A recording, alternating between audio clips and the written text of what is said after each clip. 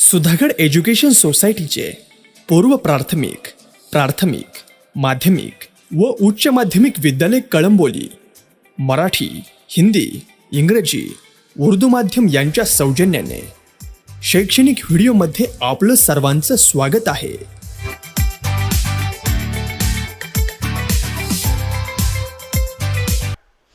Hindi medium के 10वीं के छात्र छात्राओं को संजय पवार का नमस्कार। आज मैं गणित के बारे में आपको पढ़ाने वाला हूँ। गणित आपको पता ही है, गणित में दो विषय होते हैं, गणित भाग 1 और गणित भाग 2।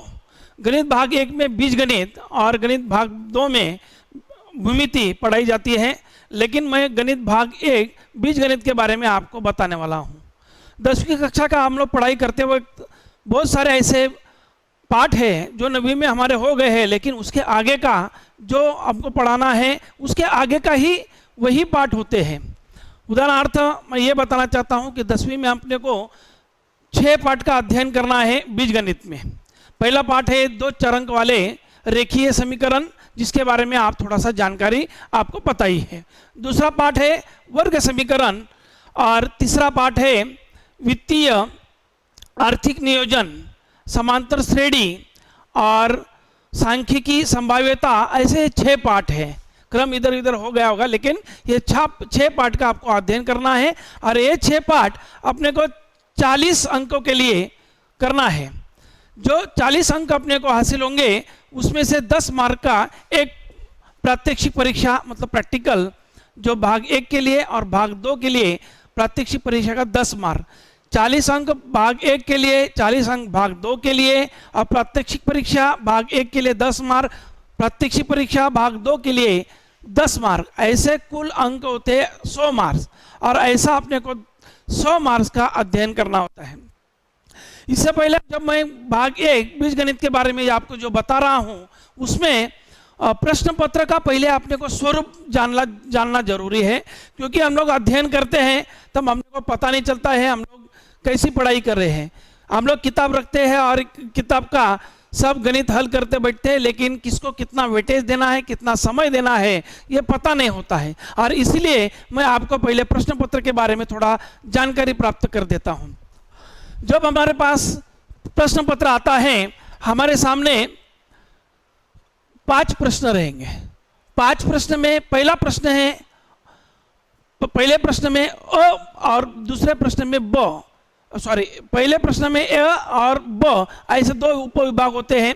पहला उपविभाग जो है अ भाग, उसमें बहुपर्यायी प्रश्न पूछे जाएंगे और इसमें ध्यान में रखो कि सिर्फ 4 प्रश्न पूछे जाते हैं और इसमें पर्याय दिए जाएंगे और वो सही पर्याय चुनकर आपको वहाँ पे लिखना है और वो एक अंक लिए होगा। ऐसे 4 प्रश्न आप लोग हल करेंगे तो 4 अंक प्राप्त हो जाएंगे।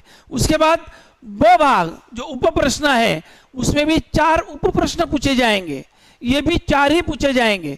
कोई गलत हो गया तो आपको दूसरा ऑप्शन नहीं है, वो आपका अंक कट जाएगा। इसलिए जो 4 अंक प्राप्त करना है तो 4 ही बहुत ही अच्छी तरह से आपको हल करना है और वो आपको 4 अंक देगा। ऐसा एक पहला प्रश्न 8 अंकों का होता है। उसके बाद हम लोग आएंगे दूसरा प्रश्न। दूसरा प्रश्न में भी 2 उप प्रश्न रहेंगे अ और ब।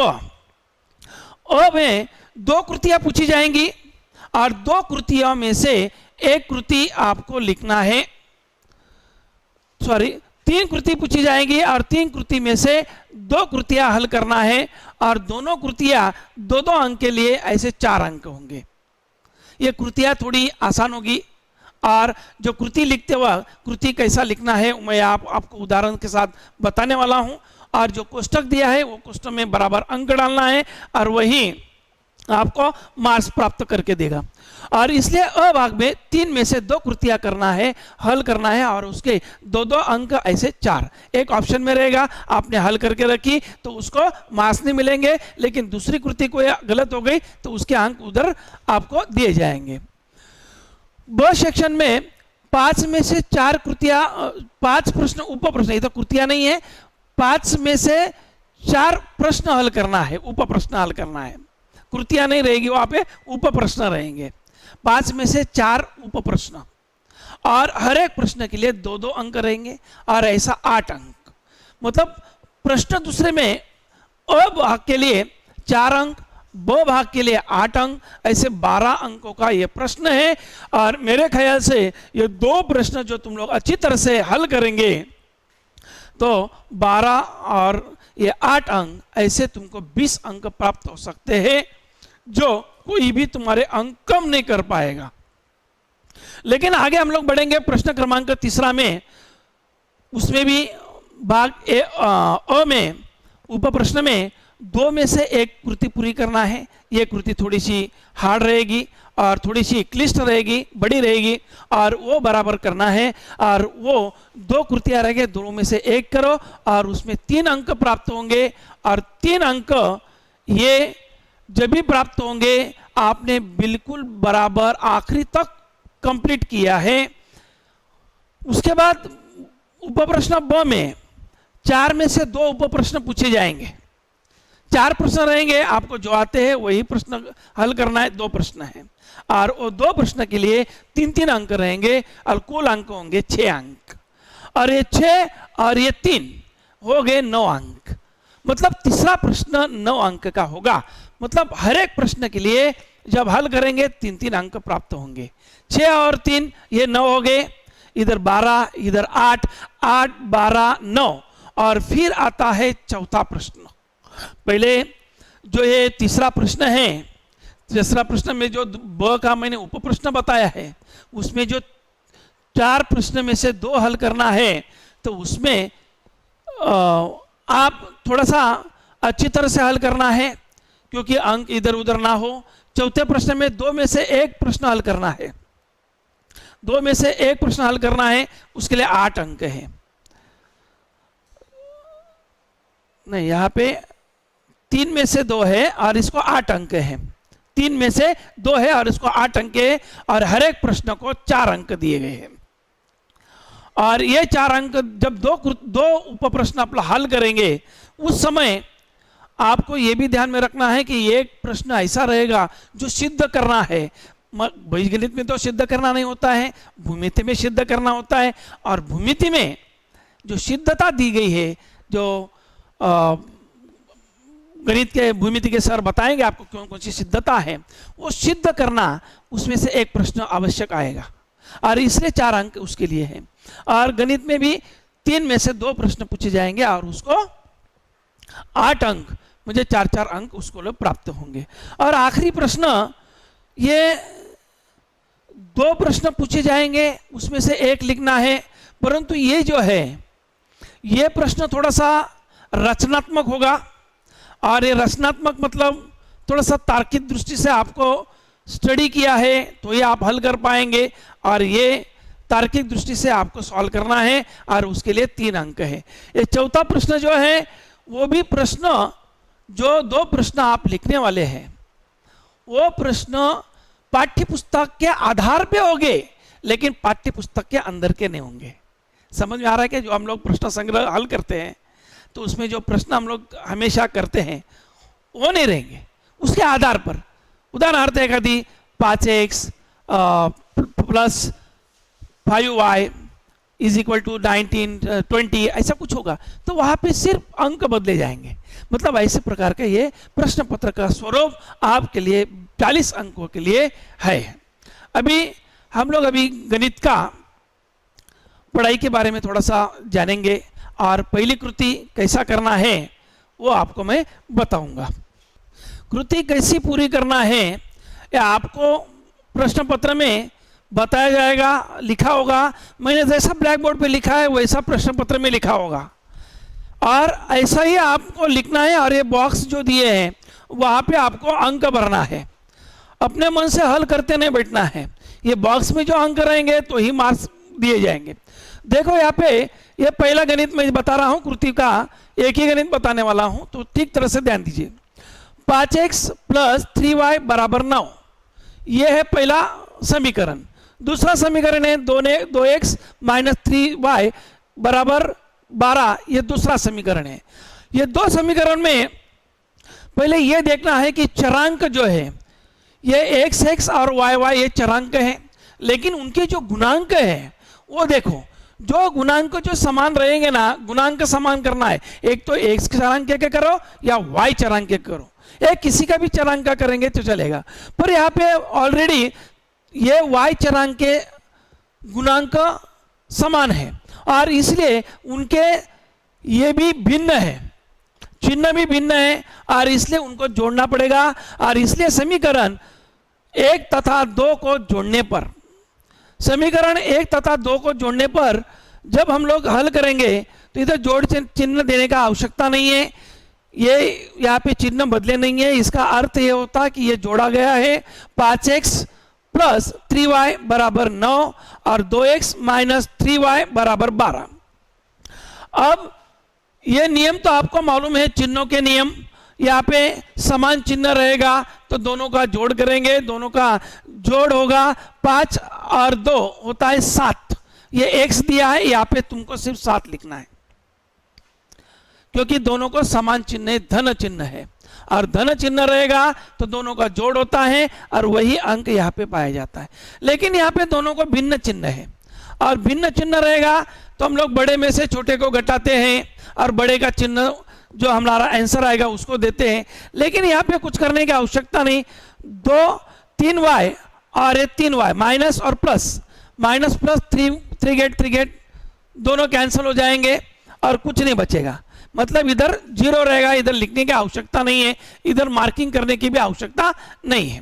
और यहाँ पे दाएं बाजू को आएंगे 9, कोई चिन्ह नहीं, इसका अर्थ धन होता है और 12 जो है वो भी धन है।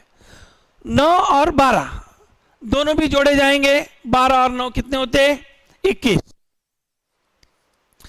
दोनों को कौन सा चिन्ह है, धन। धन दिया तो भी चलेगा, नहीं दिया तो चलेगा, नहीं दिया है तो समझ लेते हैं कि उसको धन चिन्ह है। अभी देखो 7x बराबर 21, अब ये 7x बराबर 21 तो हम गणित हल करते जाएंगे तो आगे का कोष्टक बराबर बढ़ते जाएगा। अब ये 7 जो गुणांक है ये x को गुना है और जब गुना रहता है तो दाएं बाजू जाते वक्त वो क्या होता है, भाग होता है। मतलब x बराबर ये 21 वैसे के वैसे रहेगा और ये 7 दाएं बाजू जाते वक्त उसको भाग होगा, मतलब ये 7 हुआ। x बराबर 21 भाग 7 यहाँ पर हो गया।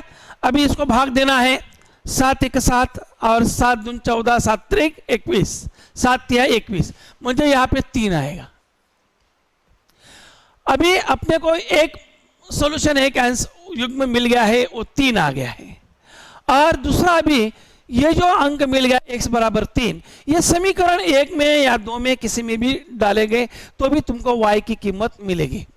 लेकिन यहाँ पे तुम्हारे कृति में जो डाला गया है वही लिखना है, समीकरण 2 में मत डालो। तो देखो यहाँ पे समीकरण 1 में x बराबर 3 प्रस्तापित करने पर, मतलब ये समीकरण 1 और यहाँ पे s की जगह पे क्या डालना है, 3 डालना है, मतलब x 5 गुणा 3। अभी यहाँ पे 5 गुणा 3 प्लस 3y बराबर 9 हो गया है। अभी इन दोनों का गुणा किया गया है, 5 3 15 और यहाँ पे 3y यहाँ पे दिया है, लेकिन 15 गया किधर, तो 15 को उस साइड में लेके गए हैं और इधर धन है तो वहां पे होगा ऋण और ऋण चिन्ह दिया गया है वहां पे, इसलिए देने की आवश्यकता नहीं, सिर्फ कोष्टक में अपने को लिखना है 15। अभी 3y बराबर 9 माइनस 15, कोष्टक का सोचो मत, 9 माइनस 15 हो गया है। अभी यहाँ पे तुम वो चिन्ह का जो नियम है धन और ऋण का, यहाँ पे देखो 9 धन है और 15 ऋण है। जब ऐसा भिन्न चिन्ह रहेगा तो बड़े संख्या में से छोटे संख्या को घटाओ। बड़ी संख्या 15 है, 15 में से 9 गए, कितने बचे 6, और बड़े संख्या का जो चिन्ह है ऋण चिन्ह है और वही चिन्ह अपने आंसर को, अपने हल को देना है। मतलब ये होगा 3y बराबर ऋण 6। अभी 3y बराबर ऋण 6, अभी नीचे आओ, कोष्टक बराबर पूरा होगा, ये कोष्टक में ऋण 6 वैसे के वैसे आएगा जैसा मैंने पहले बताया, वो ये गुणांक है, वहां पे जाते वक्त भाग होगा। अभी 3 इसको भाग करेंगे, 3 एक 3, 3 दूने 6, और धन ऋण का नियम जो है ऋण धन भाग करते हो ऋण रहेगा, और ये इसका हल आएगा। x का क्या है, x का निकाला था 3 और इसका आया ऋण 2। ये हमारा आंसर। इस तरह से तुम लोग को कृति पूरी करना है। अभी आगे का गणित है वो भी मैं आपको बताता हूं। एक गणित लेंगे और फिर उसके बाद अलग अलग प्रकार के जो गणित है, समान पद्धति के गणित तो आपको हल करना है, लेकिन अलग पद्धति के गणित मैं आपको बताने वाला हूं। अभी दूसरा गणित आगे का, अभी यहाँ पे दूसरा प्रश्न है 3a + 5b = 26 और यह है a + 5b = 22। यह पहला समीकरण है और ये दूसरा समीकरण है, और ये दो समीकरण में अभी देखना है दोनों को समान चिन्ह है, इसलिए अपने को अभी घटाना पड़ेगा। अभी समीकरण,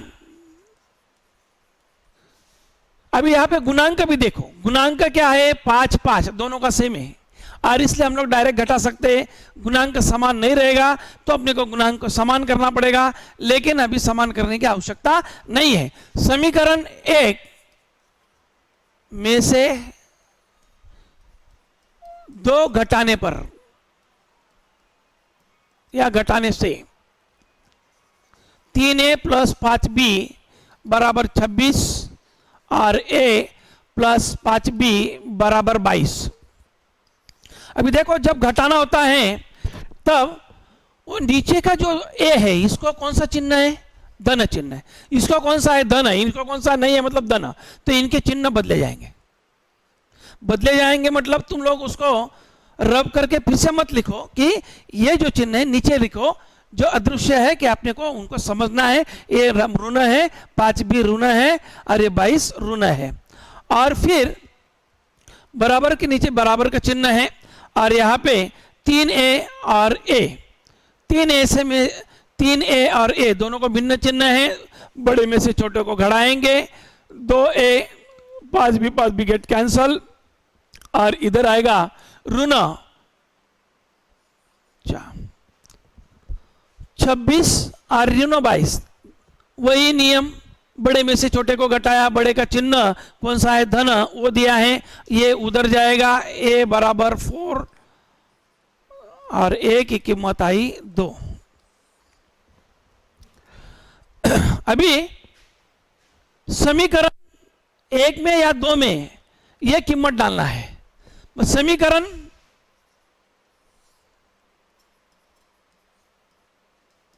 1 में a = 2 रखने पर देखो a = 2 की कीमत मिल गई। समीकरण 1 में रखो या 2 में रखो, मैं 1 में रख रहा हूं। मेरे ख्याल से समीकरण एक बार फिर से लिख लो, क्योंकि थोड़ा समझ में आता है कि हम लोगों ने कौन सा समीकरण लिया है। और इसमें 3a + 5b = 26, इसमें a की कीमत रखो 3 × 2 + 5b = 26। a की जगह सिर्फ मैंने 2 रखा है। अभी 3 दूने 6 + 5b = 26। अभी देखो आप बोलेंगे पिछले बार मैंने यहाँ पे भाग किया था, इधर भाग भी नहीं होगा, क्योंकि ये धन चिन्ह है। जब चिन्ह होते हैं धन ऋण, तब ये दाएं बाजे जाते वक्त उनका चिन्ह बदलता है, और इसलिए 5b = 26 - 6 मतलब 5b = 20, और b बराबर होता है 20/5 और b = 4। अपने को a का भी, a और b दोनों की कीमत मिल गई है, और यही ये प्रश्न का हल होता है। तब हम लोग इसका हल लिखेंगे। पहले a की कीमत 2, अभी मैंने xy लिख दिया, xy नहीं चाहिए, यहाँ पे क्या चाहिए a और b चाहिए, क्योंकि हमने चरांक क्या लिए a और b लिया था, x और y नहीं ले सकते। तो a और b = 2 और ऐसे हमारी छोटी छोटी मिस्टेक हो जाती है और इसलिए उसको नज़रअंदाज नहीं करना है, अच्छी तरह से देखना है और उसको समझना है।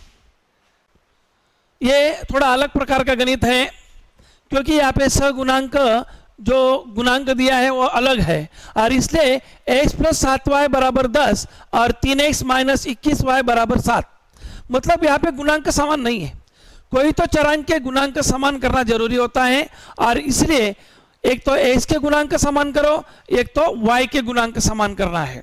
तो मैंने यहाँ पे y के गुणांक समान किया है, तो इसलिए पहले समीकरण को 3 से गुणा किया, 3x + 21y = 30, ये तीसरा समीकरण मिल गया।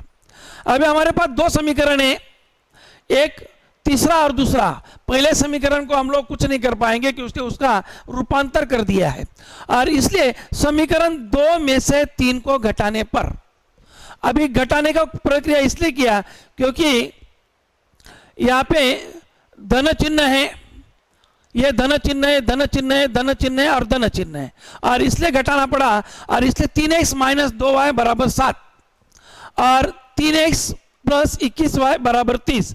घटाना है इसलिए उनके चिन्ह बदले गए, ये धन का माइनस हुआ, धन का माइनस हुआ और ये धन का माइनस, और इसलिए अभी 3x - 3x 0 हो गया, वो लिखने की आवश्यकता नहीं है। लेकिन यहाँ पे देखो -2y और -21y है, -2y और -21y, इसलिए दोनों का समान चिन्ह है, उनको जोड़ा जाएगा, 21 और 2 हुआ 23 और जो चिन्ह उनको है वही दिया जाएगा माइनस, जो -23y = -23y। दोनों समान चिन्ह है, दोनों साइड में हम लोग बदल कर प्लस भी कर सकते हैं, लेकिन मैंने बाद में किया है। -23y, ये -23 उधर जाते वक्त भाग जाएगा और -y = -23/23, ये होता है -y = -y। दोनों दाएं बाजू और बाएं बाजू दोनों साइड के हमने चिन्ह बदलने के बाद वो होता है y = 1। वैसे ही अभी y = 1 मिलने के बाद समीकरण 1 में रखने पर, अभी 1 में रख सकते हैं, 2 में रख सकते हैं, 3 में रख सकते हैं, मैंने 1 में रखा है। x + 7y = 10 और x + 7, y की कीमत 1 डाला है और बराबर 10, x + 7y = 10, 7 1 7 मतलब 7 और 7 दाएं बाजू जाते वक्त ऋणात्मक होगा और 10 में से 7 घटाने पर x = 3, x और y, ये हमारा हल जो है 3 और 1। ऐसे और अलग अलग प्रकार के उदाहरण हैं और कठिन उदाहरण हैं आगे के, वो भी आपको मैं समझाऊंगा, लेकिन अभी इतना ही बस। धन्यवाद।